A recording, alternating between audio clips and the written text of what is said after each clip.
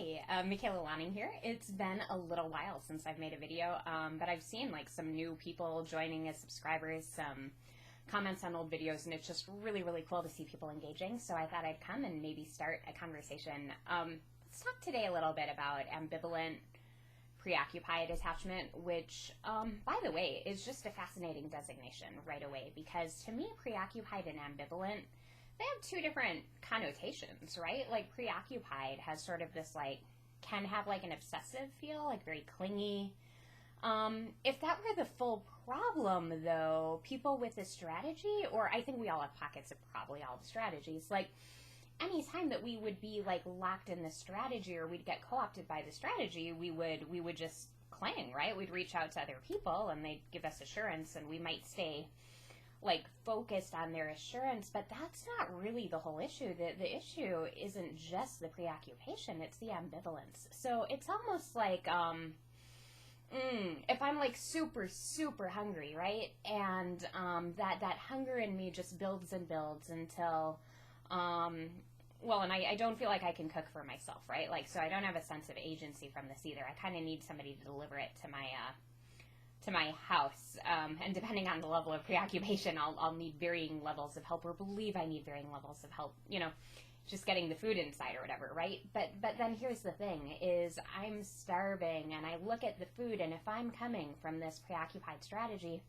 I look at it and I go, this isn't enough. Like, I'm not sure that this is really the nutrition that my body needs. If I eat it now, I won't have it tomorrow. I'd better eat all of it because it's never coming back around again, and yet I can't really take in any of it. I can't eat any of it. Like, I can't keep it in. It's a strategy that a big part of the ongoing hunger for connection with other people is that once we find like somebody to connect with us from this place, we can't really connect. We're in a disempowered, like helpless sort of position, which means that there isn't even an authentic me really here to connect with you if I'm reaching out from that frenzied place. Now, when I say there isn't an authentic me here, I think what I mean is like, that's not the me that's reaching out. Like from this place of reaching out, what clients notice is they tend to get into kind of this, they put themselves in a one down position. So it's very, very different from, I have some really fun things in my life lately, and I've been missing you, and I would love to sit down and just kind of share what's been alive for both of us, right? Like, this is me having a full life, being engaged with it, and also wanting to connect with you from a full self. This other place, not that. This other place is more like, I have this sense of this need. I have this sense of this ache inside. I have this sense that that I can't do for myself, that I can't soothe myself, that maybe I don't know what I want in my life, maybe I don't know what I feel, maybe I've rejected my feelings, but I'm reaching out to you to try. You know, I just thought of a way of looking at this, and it's almost like, okay, so I am not inhabiting myself or my body or my heart and my feelings, right? So since I'm not inhabiting this space and I'm not inhabiting my vitality, I have this all this vitality, and yet it's not centered here, and so it needs a place to go, and so it jumps out, and it also, but it's, I feel like I'm getting convoluted here, but I have an important thread here. There's all this vitality that isn't being embodied. It's like people with this strategy actually learned, tragically enough, that it actually wasn't good with their caretakers if they were their full, authentic selves. And so there's that one down, there's this way they don't inhabit their vitality or their feelings, but then it's like, you reach out for somebody else to fill the vacancy within you, like kind of the place where you belong, the place where your feelings belong, the place where like you might learn about what you want in your life from the feelings that arise for you. You might, you know, really learn something about yourself from these states, but you don't introspect really if you have this kind of strategy going on, because this kind of strategy is one of kind of there's almost like a lifelessness that people will go into while they wait for somebody else to show up, and then once that somebody does show up, they show up to somebody who's not their full selves. So it's like, I'm going to give you an example just to bring this to life. So let's say that, like, I'm going to reach out from a secure place, right? So, let's say I feel kind of, I don't know, I feel like restless.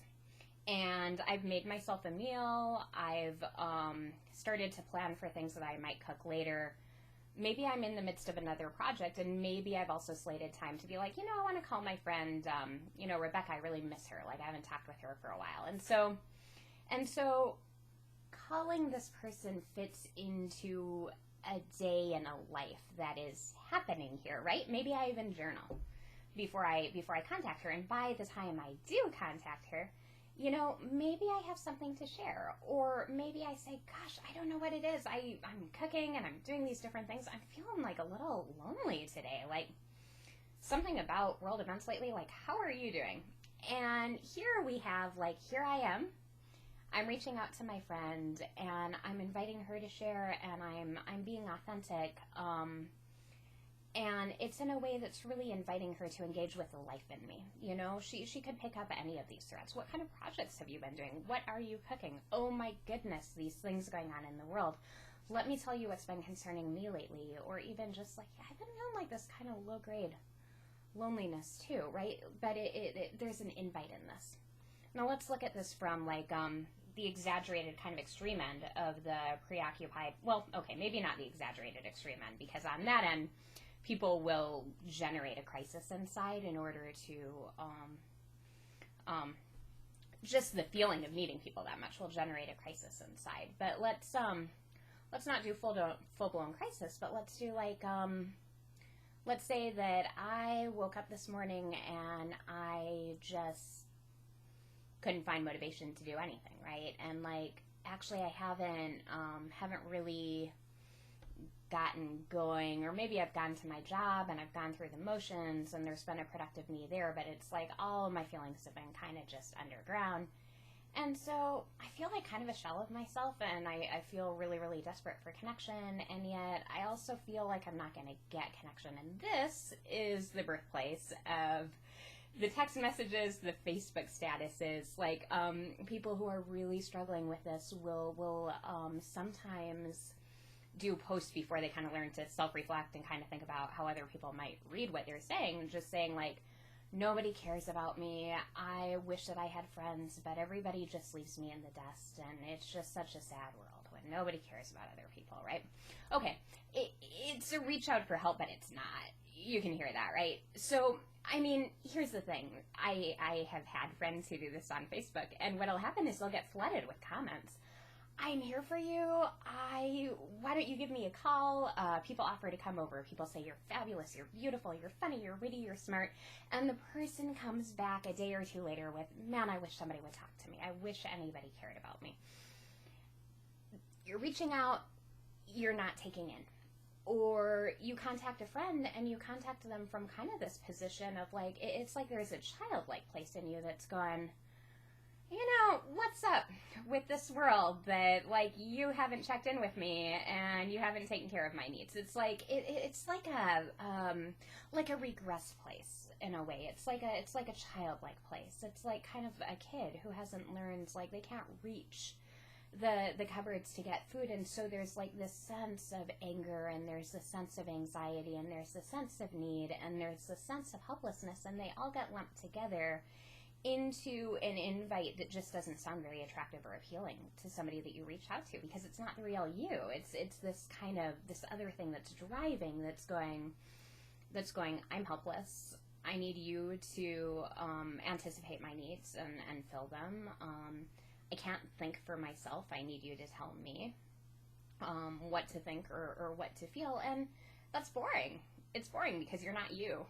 And it's kind of a thankless task, because if people come in to fill needs that you don't actually, they're not at the genuine core of you, guess what? You don't get full, you don't get nourished, you don't have a moment of, wow, I feel so soothed, thank you. Like, maybe you have a moment of relief, but then it kind of leads to more grasping. It's another food analogy. I should have lunch soon. But like you don't have like the protein that you need, and so you just keep eating candy, and you keep eating candy, and you get sick, and yet you still feel hungry. You don't realize that you need nutrients, and so you eat more candy, you get more sick. You can end up in a whole cycle that way. So, what do I propose that you do about this? Because it's always really helpful if we're going to talk about like kind of a issue or a paradox or a bind that people get in. Like, what do you do differently? And one thing is, like, you are so much more powerful than you think you are. You're smarter than you think you are. This strategy came into your life for some reason, and it wouldn't have happened if it hadn't been the best of what you could do growing up. Like, the best that would work for you to get nourishment was to act helpless or to play one down. Like, it just wasn't safe to have your power. So one kind of foothold here is to just grab a hold of any kind of confidence that you have, any kind of glimmer of an interest, like something that you know, something that you feel, something that you believe. Like, there's more inside of you than you think, and so you might explore it. You might see like what evokes some passion in you and see what it's like to consider even reaching out from there. Like, wow, I really love this song. Like, do you want to hear it with me? There are a lot of different ways to go about this, but one is, if you are going to reach out, to work to counter that sense of passivity and helplessness, and to really do something to be active, to be collaborative, and think as you're reaching out, like, kind of, you know, not what's in it for this other person, but kind of like, am I here to connect with them? Is there something I can share? Is there something I can invite them to share, so that it's not just like this, I feel so much need, and it might help you to connect from a different place. There's so much that you can do with this. Probably one of the top things is counseling with somebody who's really informed in this stuff. Counselors step into a couple pitfalls with this too all the time, and one of them is taking the like need for reassurance literally, and then we can get into a pattern of constantly like responding and constantly giving advice and giving wisdom, and actually that ends up disempowering you. So you want to find somebody who has a sense of what's going on here and can help you navigate it differently over time, validate you, but also validate what's underneath all of this so that you can find your real self. It's been really fun talking about this. I look forward to hearing any comments that you guys want to share, and I'll be back soon.